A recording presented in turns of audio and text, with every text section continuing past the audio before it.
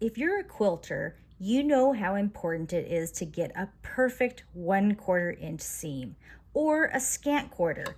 Now this is an add a quarter tool. You don't need this, but I wanted to figure out how can I do a perfect 1/4 inch seam on this Husqvarna of mine. This happens to be a 215. I got this machine for garment sewing decades ago. And then I later became a quilter and got a Bernina.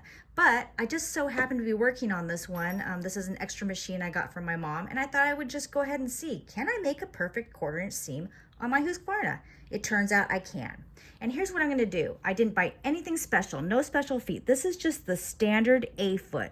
That's just your go-to foot for this machine. This just is a little magnetic tool, which just kind of helps.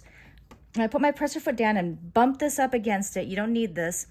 What I chose was this stitch selector, which is the bottom straight stitch. There's one straight stitch that's a little bit to the left, and then there's this bottom straight stitch, which is a little more centered. And then you take this zigzag dial selector and you play with this because you'll see it's moving. This is moving the needle position just slightly. For a perfect 1/4 inch on my machine, I put it at about, it's 0.5. And I'm gonna show you what that looks like. Go ahead and sink my needle, line everything up.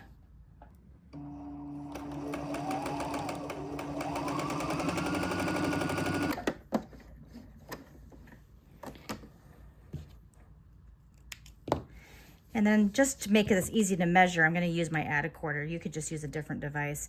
And you can see that that's pretty good. That's pretty much a 1/4 inch seam right there. Hope that helps.